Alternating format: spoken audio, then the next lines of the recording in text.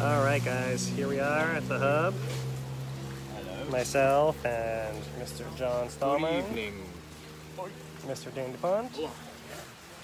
And we are here getting ready for a little quick update for you guys. There hasn't been a huge amount of action, basically one event over the weekend that kind of caught our attention, yeah. It's interesting though. So you're going to give us a little intro to it, or? Yeah, so I was just noticing, because all I did was read about volcanoes and watch the data online all weekend. Yesterday, early in the morning, about 9 o'clock, there was an earthquake that initially was 3.1. They upgraded it to a 3.3 today. It was on the south flank of Kīlauea, where a lot of our earthquakes have been since the 6.9. But I noticed there's some interesting things about it, because the summit tilt deflated real steep just before the earthquake happened.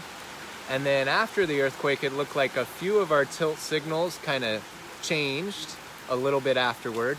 And also the GPS signals for a number of different stations along the Eastern Rift kind of appear to have changed their trend, at least temporarily. So that's pretty unique. And so Phil and I have discussed it a little bit, and I think what we'll talk a lot about tonight is how that movement of the south flank might be affecting the way magma is moving through the mountain, and what the implications of some of those movements could be. Because this 3.3 seemed to have quite an effect on stuff in the Eastern Rift, and maybe at the summit too. So that's what we'll talk about.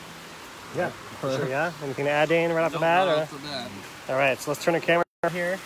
And let's show you guys the earthquake map. I'm going to turn this around so you can see too. And put out the pointers right here. And show you guys these earthquakes. So what I'm looking at right now is over the last 7 days, all magnitudes here on the southeast corner of the island. And we highlighted this one, it's a 3.3, that's the one of interest. You know, it's one of a pattern of earthquakes on the south flank, kind of gone through here. There's not a huge amount of them, but this one was significant that it actually affected the signals on a volcano otherwise. You can see we're still having some summit earthquakes over the last week or so. We have another cluster at Mauna Loa. So nothing to be concerned about here or here yet. You know, these are definitely things to be attentive of, but in and of themselves, not a big warning sign yet, right? So this is the one we're talking about here, and then basically the south flank is an area south of the rift zone. So here's a rift zone, so it's kind of this little chunk to the south, all through here, kind of connects this way and all the way through here as well. And what's interesting is that we'll show you guys the GPS plots here shortly as well, is that it was the ones in this area, like down in here and up through here, are the ones that actually moved the most. The ones down by Leilani didn't move quite as much, or if at all. It's hard to tell. So we'll show you guys the data here shortly, but basically the area from volcano here and here, like this big chunk, all this south of here, moved, and it basically caught a little bump right there, which caused it to catch and cause a little earthquake, a little tremor right there. So one thing to add would be these would be considered aftershocks of the 6.9 that happened on May 4th. That yeah, absolutely. Everything up until this point on that south flank has indicated that it's just continuing to slide in that area, and no huge catches either. Yeah, exactly, yeah. And I forgot to point out there's a little cluster on Pahala. It's kind of going on as well, you know, from within the last week as well. So let's show you guys the data maybe now, and then we'll come back to the map if we need to. So what first, tilt or GPS? GPS. GPS. Start with the map. Alright, so map. Want to talk about the map? Alright, so we have on this map GPS stations marked and tilt meters marked, and their locations on Kīlauea. The squares will represent GPS signals. Oh, thank you. Squares will represent GPS signals. So here, we have more GPS operational than tilt meters. Tilt meters are represented by the blimp, and they have the axis that the tilt meters are set on marked. So the red lines will indicate one particular angle that it's measuring, and those are marked as well on the tilt meter. This is to give a better representation of where these things are along Kīlauea, as opposed to just having to assume where you know where they all are. And there's too many to really know that. Like, even with the map, I get confused and have to come back to it constantly. Yeah. So, okay, yeah, so we're going to be looking at, so basically on this map, east of here is an area towards Leilani, and right around here is Puuhonua, so let's look at the stations from that area right over there. So let's scroll down here, actually, should we just go to the other plots, or we'll look at the week-long plots first. Yeah. You guys can see there's a big jump here at the end of the plot, right over here. Right, it kind of spikes up, and maybe it's coming back down, but this is a big event we're talking about right in here. There it is on the South Caldera 1 week up plot. There's the Byron's Ledge East plot. Looks like it had a nice deviation as well. Coming back up, that frequency is pretty inconsistent, so we need a little more data to know where that one is. Yeah, we're kind of just seeing the beginning of this. We can't see the whole signal yet. We're kind of waiting to see what else is coming up. And there's Puuhonua showing a similar pattern. And this scale, it's a year, 1 year, you can't really see. 2 year, okay. So here's the 2 year plots. And this is Jacuzzi. So Puuhonua, yeah. And we're kind of micro-analyzing this now, but you can see there's 1 point that's over here, and if it's not error, like you can see sometimes you have this kind of error can pop up, or this is clearly off the mark, off the trend, but we'll see if the trend actually holds, whether we have actually a dip going down, if that can adjust the trend of the line here. Let's look at the line as well. But that's not the clearest one, so let's keep going down. And one thing to note, this is a east-west component. This one would be a north-south component, and this would be a vertical. So they're all set up like that, with the past year going down. Yeah.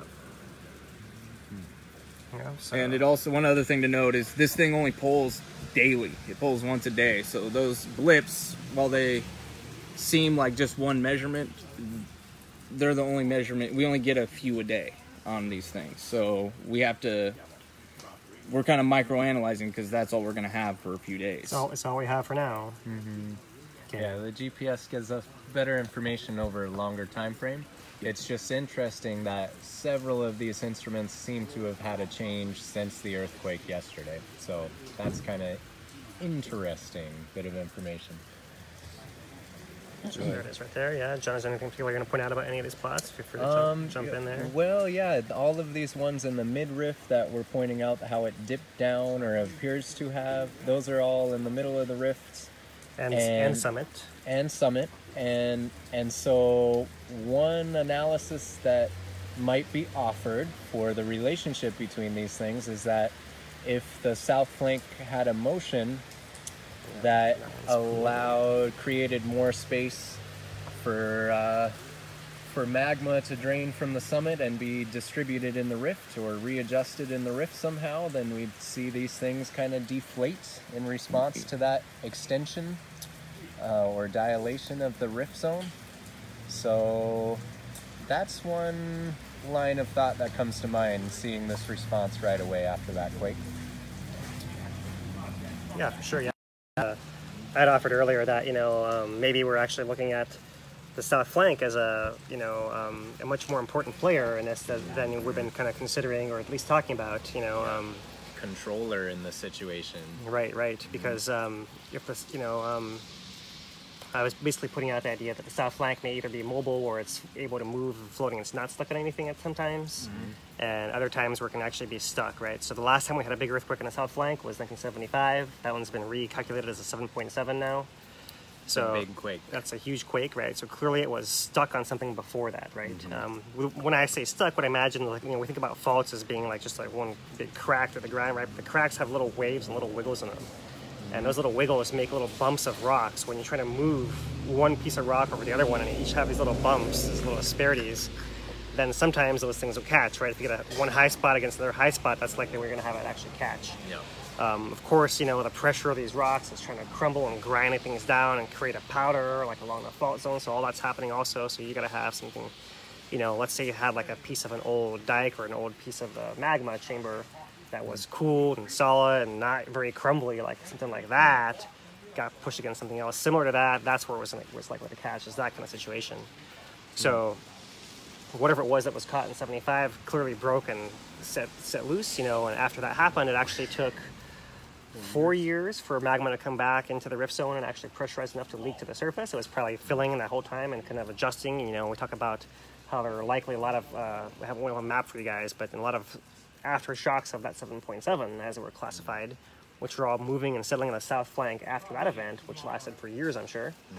And basically, once that kind of settled down, then the magma had a chance to kind of build up where it was stuck enough to repressurize to erupt. And in that case, it basically took 4 years for it to get re-caught. Yeah.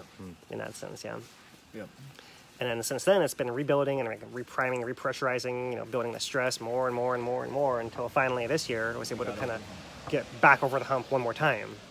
And so now the question is, how far now until it catches again, right? Rather than assuming it's actually caught now just because it's stopped and we wake up and go to sleep and the earthquakes are not happening, it doesn't mean it's actually not moving in geologic time still, and this fits and jerks and stops, right? It just happens every few days or every couple weeks kind of thing. It's actually one ongoing process of things still sliding and moving, I'm not sure how to think of it, but... One thing is, this has happened, the south flank has been happening since the 6.9. It's been going on slowly, and it will have a little bit of a lull every once in a while where earthquakes will drop down to only 1 or 2 a day, or actually just 0 or 1 a day. But then you'll get a little spike, and it'll mess with your averages, but that's expected at that point. And USGS is classifying every single one of those as aftershocks from the 6.9, which would indicate that it's still moving in that area. No idea when that would end. So, yeah, let me try to pull up a little graphic for you guys here. So, here's a little side cross section here that which paper I pulled this from right now, but it's from one of these USGS publications. And so here's like a take through the rift zone looking towards the east, right? Mauna Loa's in the north, to the south, we'll be offshore here. Here's Kīlauea. The rift zones that kind of come in through this area. This is very generalized, of course. But what's important is this whole wedge of land to the south is moving towards the ocean, right? Towards the ocean being this piece of the ocean, right? It's ocean all around, but moving southwards, I should say. And you can see that the overall structure is actually fairly complex, right? There's actually the old ocean crust, and you imagine all these different lava flows within here, all layers, like a stack of books or a stack of cards, right? So it's like you can actually move and you can slide over each other like sheets, like one over the other. It's hard to do a one-hand demonstration of it. But then you also have above it here, other areas where the cracks are also occur towards the surface, right? So you have the upper part of the flank, right? So people talk about the Kīlauea slump. It's one of these little slivers. Is one of the Kīlauea slumps. You might even get this one here on this particular map. And the whole south flank is a much bigger structure that encompasses all those slumps all together, and has like an intermediate depth over here, but also it's really bounded by the rift zone on one side, and then all the way at the bottom of the stack of volcanic rocks where it can still slide as well, right? So it's got multiple layers through all there that can actually move. So it's all the relationship between injecting lava in here and this pushing sideways, and then this thing either being caught or kind of being on a slow move over, basically, right? And the magma just kind of filling in the wake of it, So I've often described the rift zone as kind of a hard, like a chicken and egg kind of game, where it's really the rift zone can be pushing magma on the inside, the south flank can be pulling at the same time. So which one happens first can vary depending on your point of view, right? It can have both happen in tandem. It's like they're doing a little dance in a way. And maybe the important thing to realize is that this whole south flank is still moving, right? And it's, the earthquake shows it's still moving, the GPS shows it's still adjusting, and it's not yet in equilibrium. So that's the kind of the scary thing.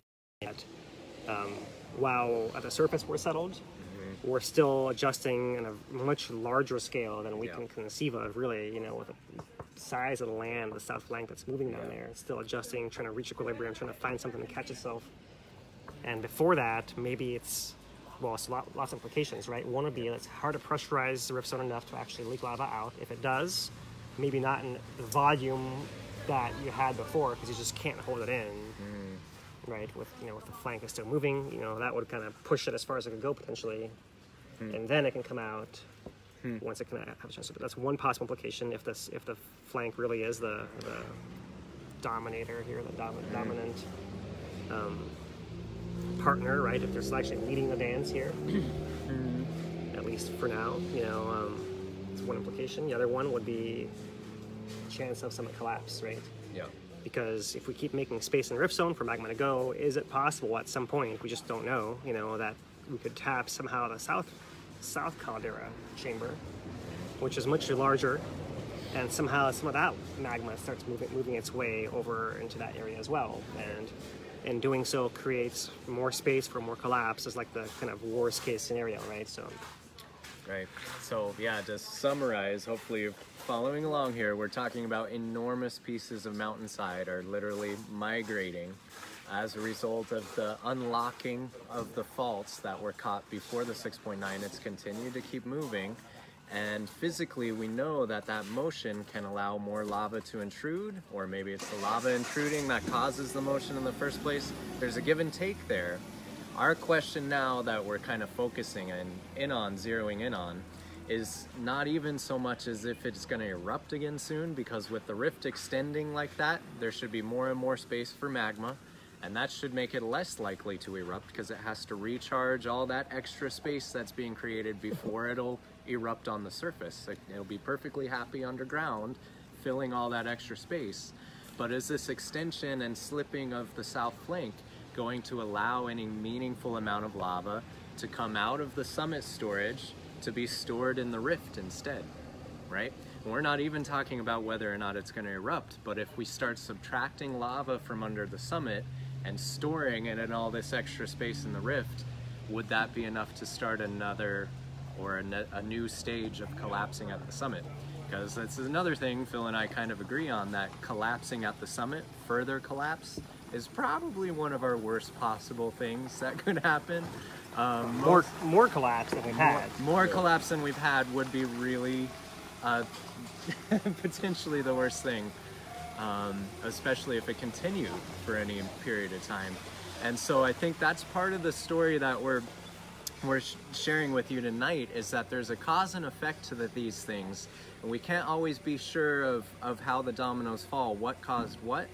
But we know this relationship with the south flank extending allows more magma to be housed in that area as space is made available.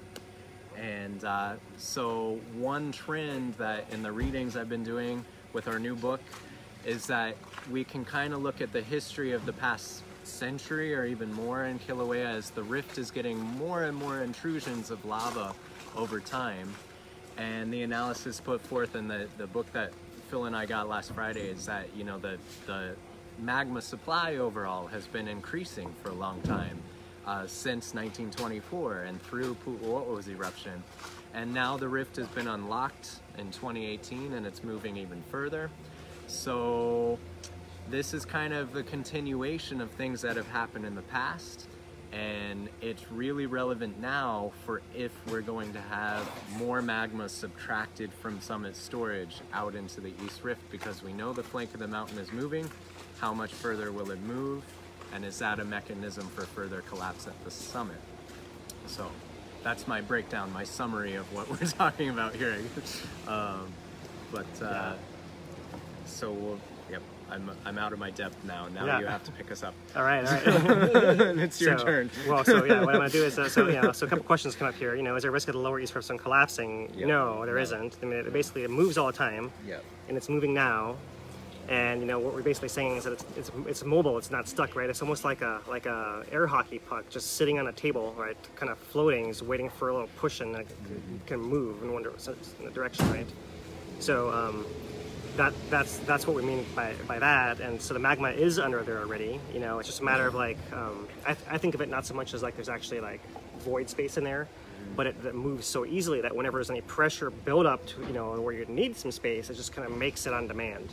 Right. Yeah. So, right. Yeah. So kind of pushes in there, and whatever potential, there's a lot of potential space because the thing can move. Because it can move. And it exists once the magma pushes in there, then it's kind of just pushes the thing sideways a little bit and causes a few earthquakes. Yeah. But can actually pressurize enough to cause the big spike that I've been looking for in a tilt to actually push it out of the ground all the way. It just can't pressurize it. It's just pushing the ground instead to the side, basically. Yeah. So in this scenario, maybe it's not very likely for it to get erupting any day soon. But we can kind of see, maybe we should show them the tilt at the summit, because it dropped down a little bit before that earthquake, which is related to the flank moving. So that can be, like Phil's saying, it might not take very much with our unlocked mobile south flank. A small amount of lava moving into the rift from under the summit might be enough to nudge it as far as it needs to go. Right. And so what we've just seen with this 3.3 earthquake yesterday is suggestive of these things.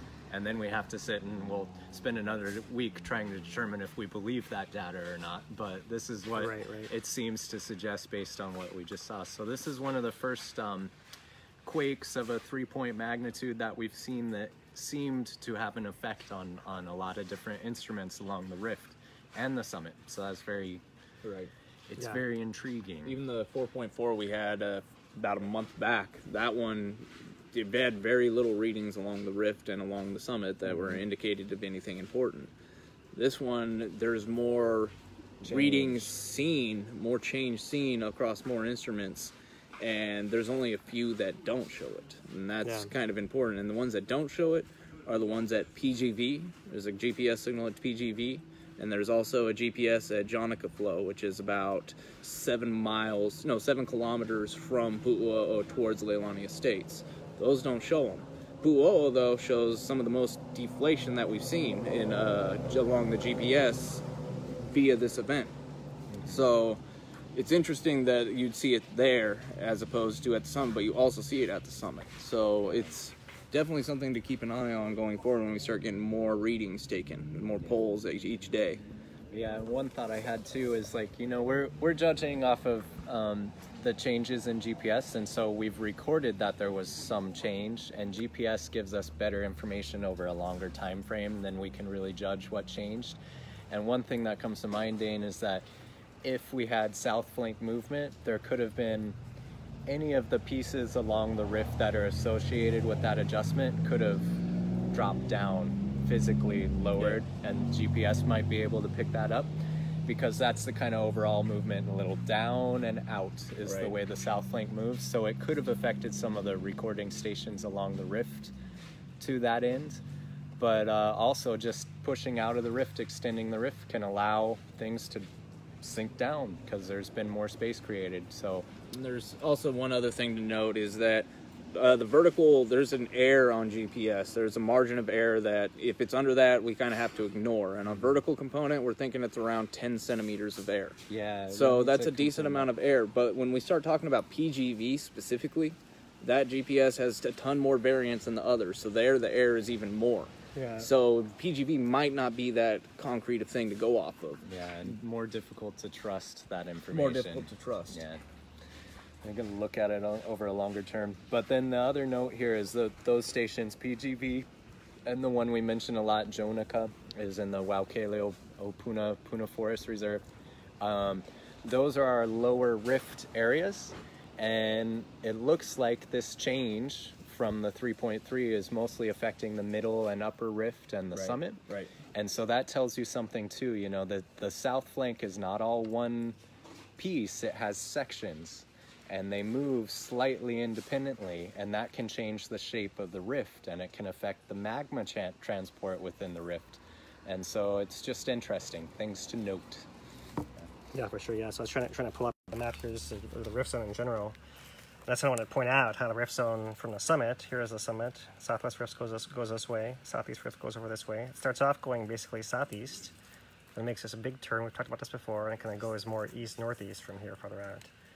And so we have this upper section through here where we have the Kīlauea fault system that connects kind of down through here, kind of summits, and this triangle is its own section, right?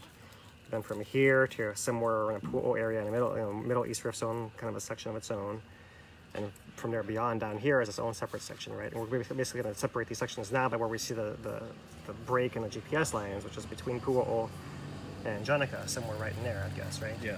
So, and it's interesting because, we talked about how, early on in eruption, how it was this down rift area that was actually showing movement outwards, and the middle one was actually kind of, collapsing itself, in fact, let me pull up, there's a USGS image that's quite close to here, if I can find it again. maybe not. That showed that. I'll stop looking for it. That basically showed. Oh, my finger. Yeah. There you are. It basically showed how the magma was leaving Puuhonua and going towards the lower East Rift Zone. So the lower East Rift Zone was basically the one that's kind of wedged open to start, and then Puuhonua was kind of lagging behind.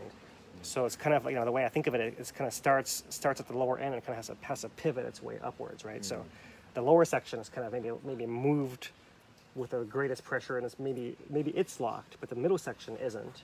It's hard to tell about the lower section yet, but it's the most likely to be locked up anywhere because farther beyond the fissures, it's still all connected from before, basically, right? So it kind of goes to zero at that eastern tip. We still definitely had some quakes out in that area, though, along the into the deep East Rift, out towards Kīlauea, past Kīlauea, further east. There's still been activity, so slower moving, locked. Yeah. Not yet. Yeah, okay. You mean Kapoho? Kīlauea. Yeah. So past Kīlauea, running down further along the coastline towards Kapoho. Okay. Right. Yeah. So I was trying to refer basically from Leilani towards Kapoho, that section east of here. Sorry. Right. That didn't mean that certainly cracked, right? And it's always been cracked, but the water lava didn't actually come out of the ground past, all the way to Kapoho. So somewhere down there, even if it's cracked, it's not cracked and separated as far as it is over here, right? So like somewhere over there, it kind of goes back to where where it's reconnected, Right. where it didn't break as much or move as far, right? It wasn't unlocked down there as much. What I'm trying to get at is, I'm just going to get my plot back over here. I'm trying to get at, because of the shape of this flank here, it's got this funny little bend in it, right? Right. If you kind of move this section out, whoops, that's the word touching. If you move this section out this way, right, then this gap opens up and it pinches close at the far tip. It kind of has to do a little shimmy to wiggle out. And then it kind of opens the rift zone on the upper part, much more so, but it kind of pinches it close on the bottom part. So the actual pivot point can shift over time as the different pieces of land move. And that can pinch how far the pathway of magma can move through the rift zone. Right. So the whole point is that it's basically not in equilibrium yet, and something can still change where it could actually lock at some other point, or it could catch at some other point. It could pinch close, and magma could find its way there. It could kind of keep moving for earthquakes. It's basically everything is possible still. It's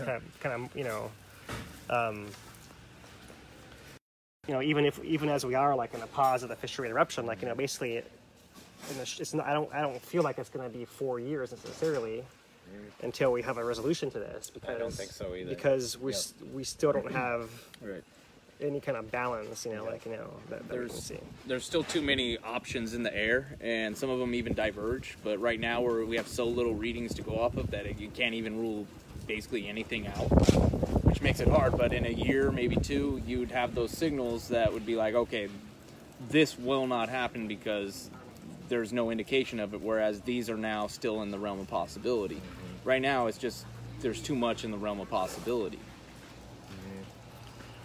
And I generally don't rule anything out, so that's just my approach. So that's just the thing. Like, I definitely at this point, we're waiting to see what the resolution will be. And in other episodes in history, especially 1975, it was several years before they saw lava erupt again, because the flank had moved so much and apparently allowed so much accommodation of magma.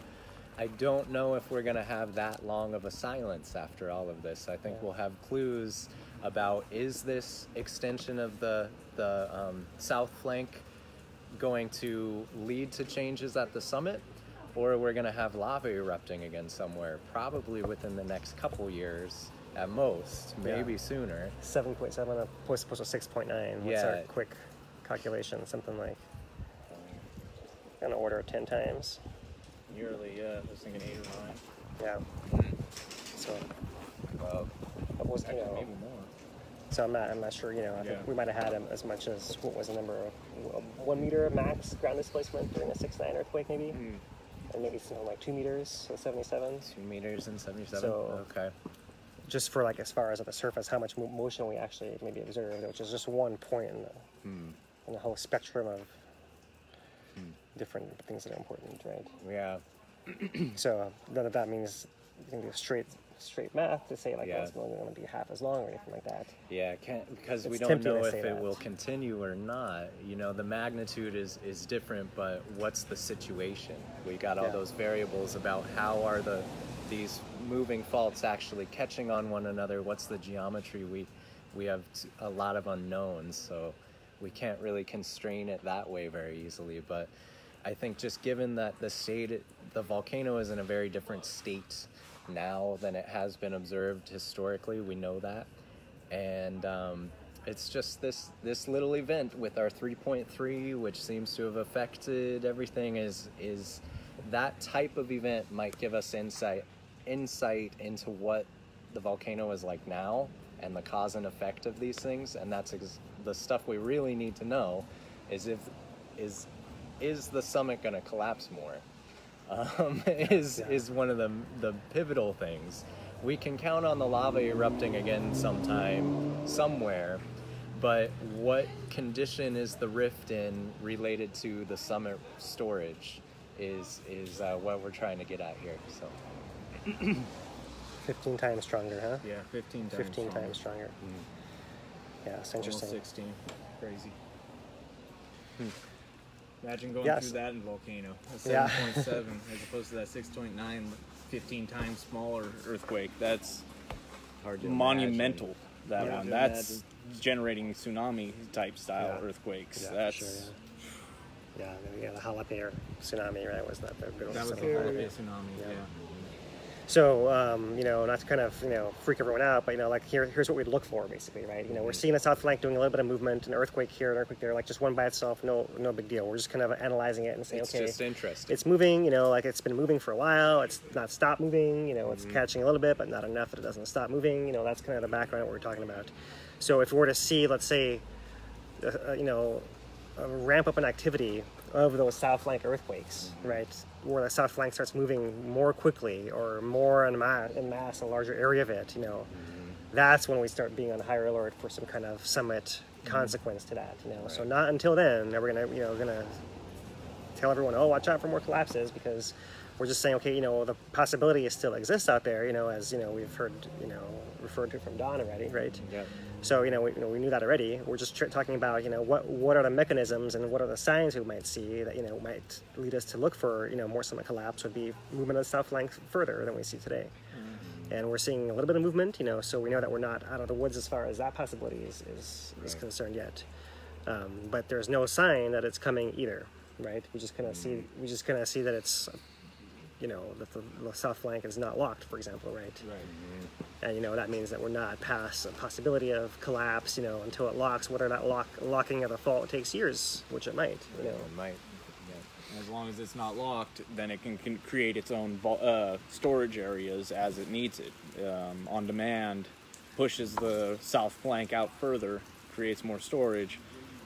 During that time, it's hard to think of a large-scale eruption to happen until it becomes locked again, pressure builds, and then even then we're talking about a year or two, in my mind, or more even. We're talking on the year scale, not months, not weeks. So we'll have time to see those types of changes taking place. Yeah, and the earthquakes will reveal them. The earthquakes will tell us kind of what's happening, what order, kind of. Because, one thing that's interesting to me is, thinking up to, like, what happened before the 75 earthquake, right? When you had a lot of pressure, what kind of patterns do you see? And, those people who had a benefit of driving down the Chain of Craters Road in the park, we'll see that there's lots of different eruption sites all along the upper East Rift. Mostly, 1 day or at most 2 weeks long, short eruptions, like a localized, not a lot of lava comes out. Basically, a little crack opens up and lava squirts out. And, like, that's that after a couple of days or a couple hours sometimes, Right. Not like, this long-lasting eruption in Puuhonua, not like this long-lasting eruption in Puna, which a whole different beast, where it's basically just Short spurts. short spurts, yeah. So it could be that has to happen, in a build-up to, like, another big event, we always have to kind of wait and see, right? That could be a speed bump along the way. Yeah. The big question mark really is that this geometry, right? The shape of the rift being curved, and the fact that when it moves, it's not going to move all as one piece, and then it can create catching spots or pinch spots and that kind of thing. And that kind of throws that uncertainty into it, as far as it might erupt somewhere else, like in the Upper East Rift again, or in the Southwest Rift again, or system around the caldera. Around the caldera, yeah, exactly. Yeah, so it's basically still moving, so we can't tell where it's going to stop and where it's going to be the easiest place for it to come out until it actually stops. Yeah. And so, on one hand, that's kind of good where it buys time, right? It buys time before lava is going to come out of the ground, we think, at least in any kind of major volume, even if it squirts out a little bit here or there from some adjustment, which is still possible, right? Yeah. Not some huge amount coming out anytime soon, but leaves open a possibility of it keeping moving to the point where maybe we can drain more lava from the summit, and with that might come more summit adjustment as well. So that's the whole spectrum, the whole gamut. Basically, we're still dealing with the issue of time. We're basically, in my mind, makes me pay extra attention to the earthquakes, especially the south flank ones. Possibly more so than the tilt. The tilt's interesting, but if the south flank is going to move every time, then the tilt's not going to give us any warning of anything. It's just going to basically tell us, okay, we're done moving now. At some point, we'll kind of keep an eye on it as well. But the earthquakes might actually be more like a richer data set for us, in these coming weeks. We'll see. This one, the tilt dropped down before the quake, though, which is interesting. So it reflects that relationship. And one other kernel of insight from paper 1806, is that the paper? This book, 1806, is that they mentioned that the East Rift, at least the upper and middle East Rift, are one of the preferential storage areas for magma entering the volcano. It ends up in the East Rift. There's a lot of space for it there.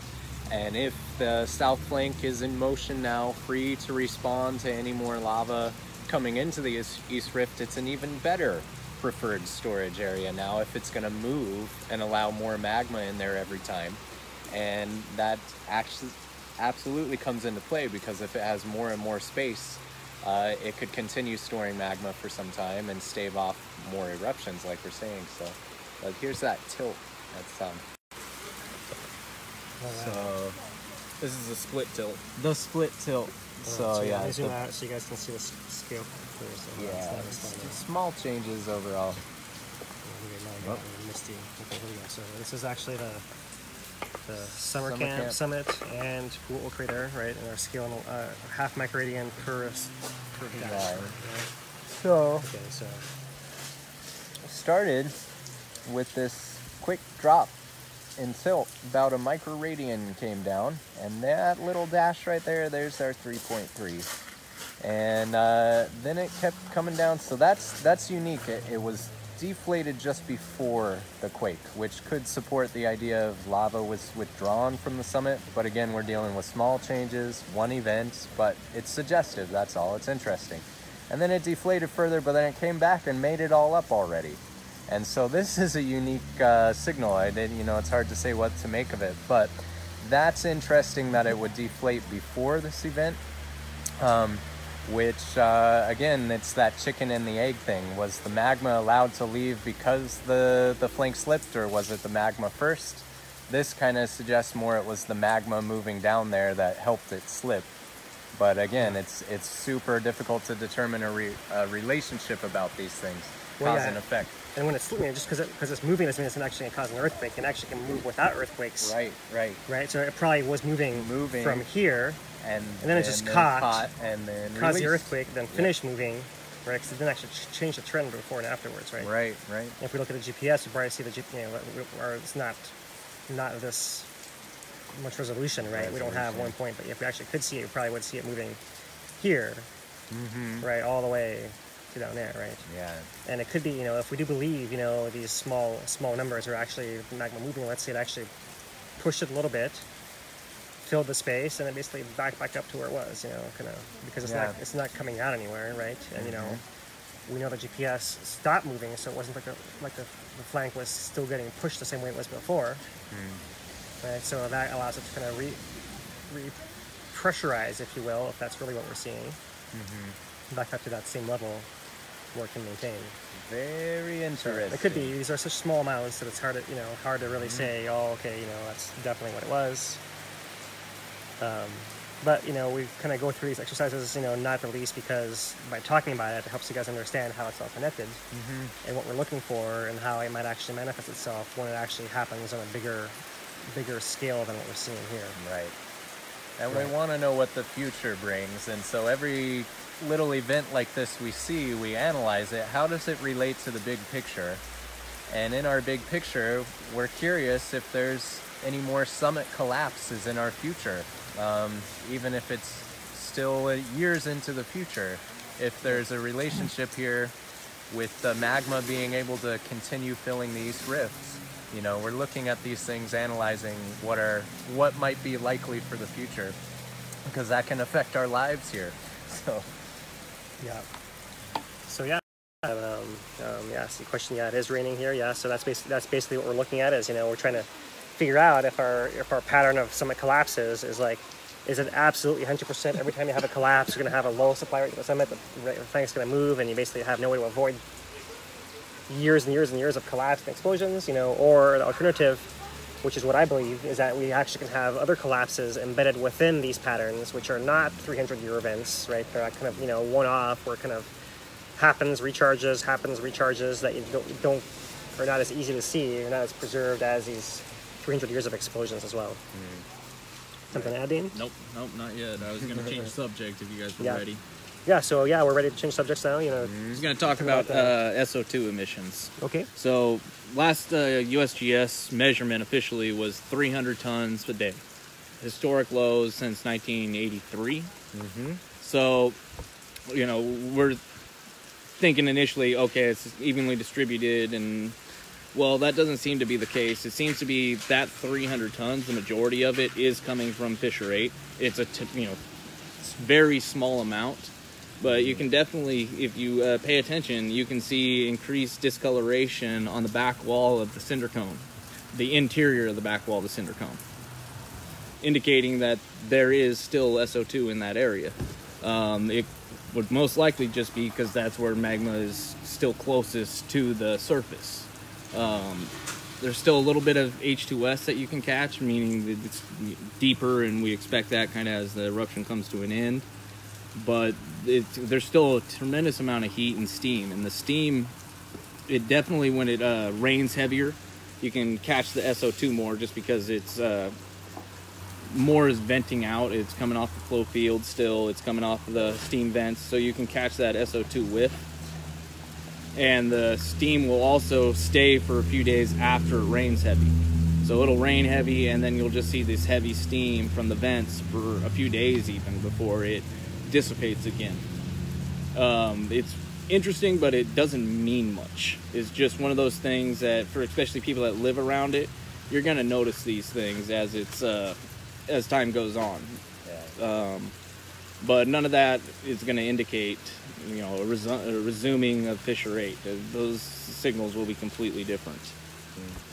Yeah, it wouldn't surprise me if the majority of the gas is coming out of Fissure 8 at this point. It doesn't seem like there's much out of most of the other sources. So as far as down here, for sure, it wouldn't surprise me if the SO2 that they are measuring is mostly from that one fissure is still kind of smoking away. So we can just expect to smell it more. And then also, we lost our webcams currently. The USGS webcams aren't online, but last time we were able to see, there's still that mystery twinkle light in the back.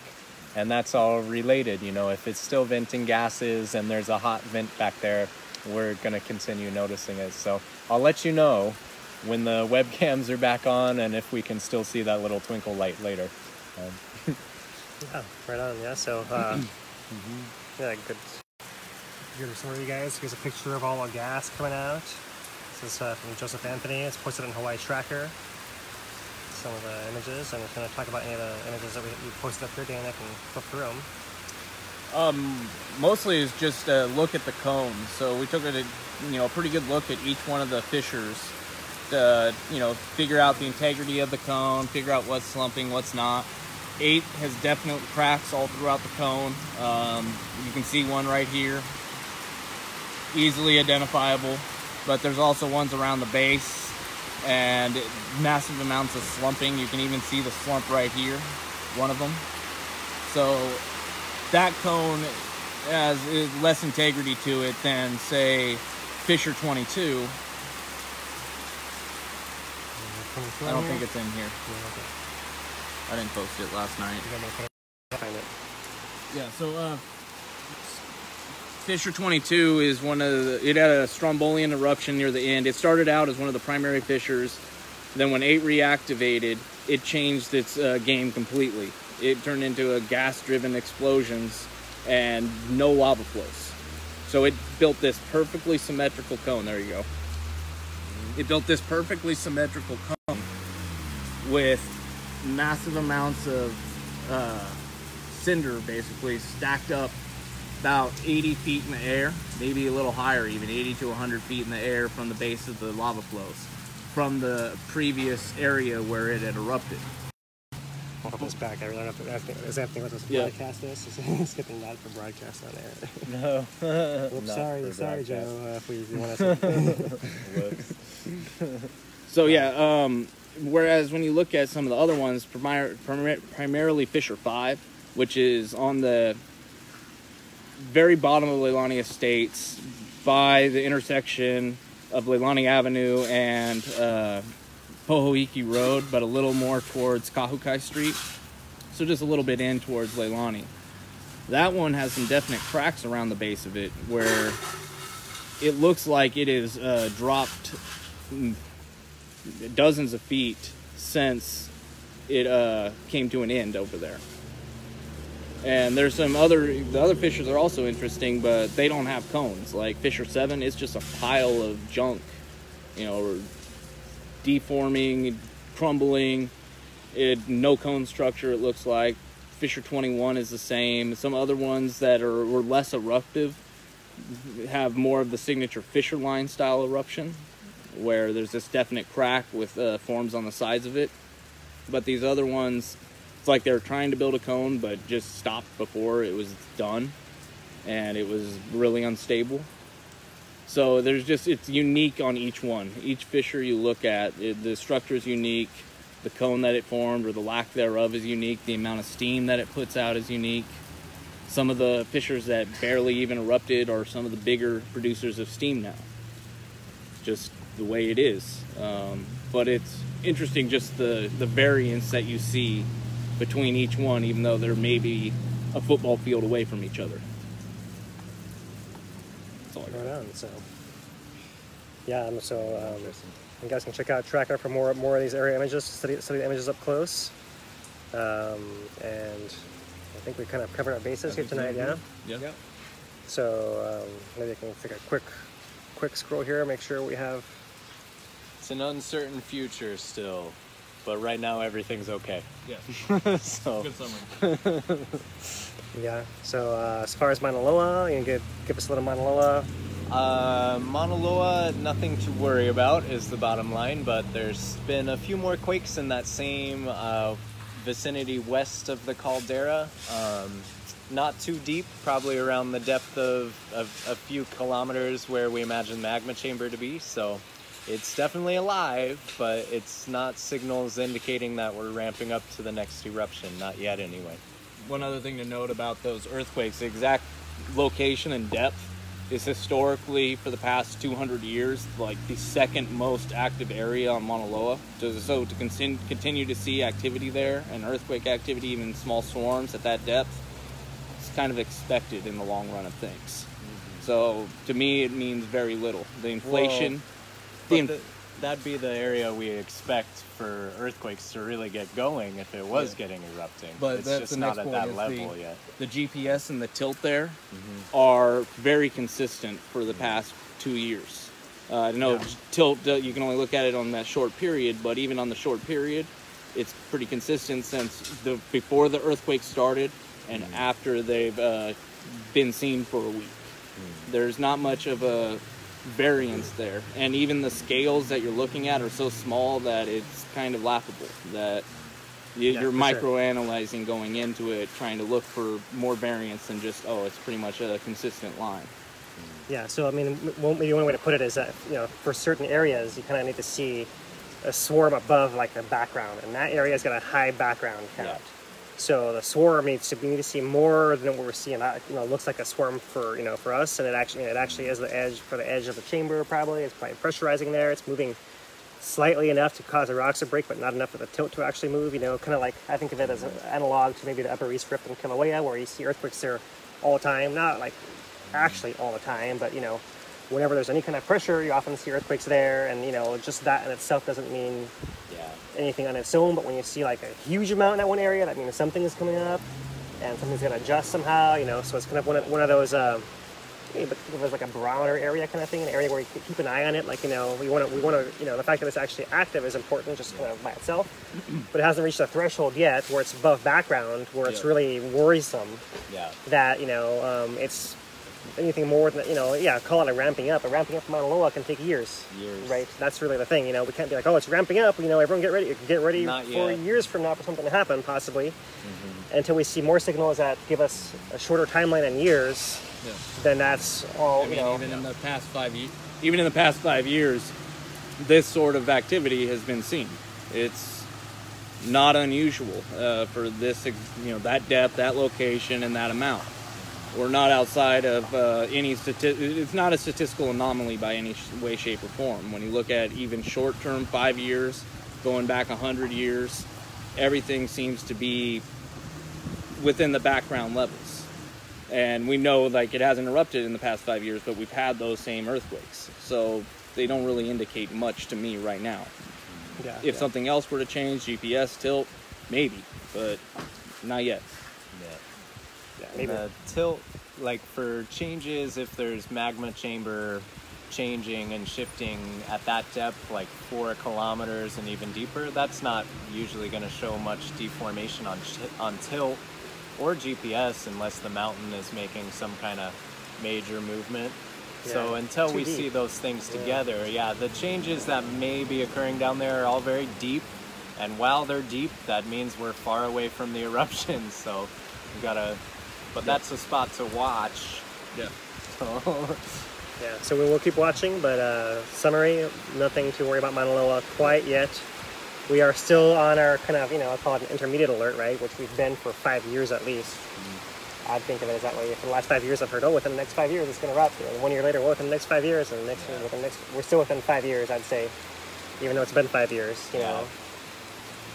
It'll be interesting. Maybe within 2 or 3 years, possibly, you know. So who knows? Uncertain futures. But in any case, we're not within like a year of Mauna Loa or anything like that. Like that's what we're trying to say. It's like, you know, it's not imminent.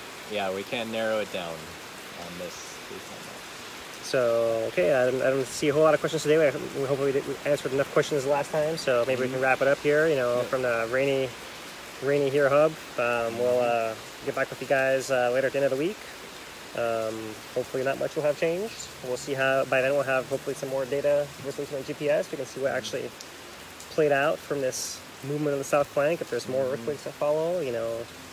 But as far as what we expect, slow change myself. I expect slow change. I don't expect anything drastic to happen anytime soon. I expect to see, you know, these earthquakes kind of build up and paint us a picture over the next probably, you know, at least a month. Sometimes things can start changing quickly, but at the moment it looks like things are changing very slowly. And so these little details that change, we're going to keep analyzing, but it could be a long wait for folks before we have much answers.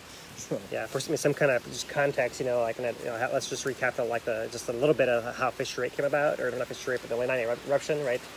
It was mid-April, beginning of April, we started seeing earthquakes in the area showing that there was some pressure building up.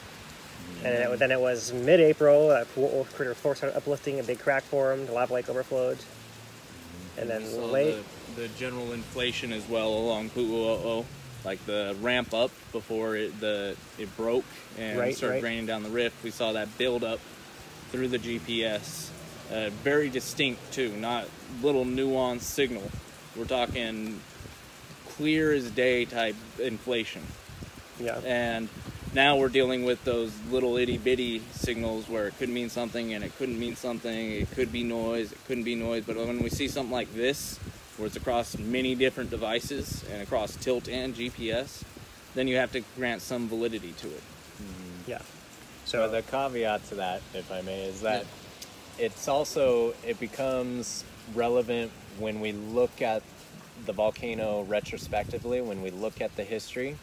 Like this book we're looking into now, you know, it's full of examples where we saw this small inflation and then we saw this earthquake and that was the clue that the intrusion went in, and years later this happened. And so it's through the kind of over-analysis of these details and looking back at these details, we can figure out what actually happened inside the volcano or get a better idea about it. Of course, if things are really changing really quickly and things are inflating really fast, then we know, like, okay, get ready, something's going to happen.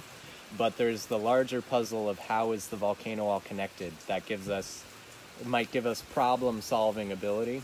And so both things come into play. Looking back on these small changes might give us a needed clue in the future. But definitely, if there's anything to be warned about, those will be real distinct signals. And the less academic and more about, like, okay, get ready. This is the time frame we're looking at. This is how much it's changed this week. You know, then our talk will be a little different. This is all mostly academic stuff that can help us infer how the volcano might be put together. Yep. And so that's why we're discussing it, because we're curious about what the future is going to be. But until we see something changing really rapidly, there's nothing to fear, nothing to react to right now. So. Yeah, exactly, yeah. So this is a learning moment for us. Learning. Because it's changing so slow. Yep.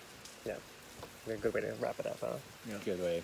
So with that, guys, we'll say goodnight to you here from the hub. All right, good night. I'm Dane. Aloha. Stay classy, Puna. Stay classy. Aloha. Stay classy. Aloha. Come on.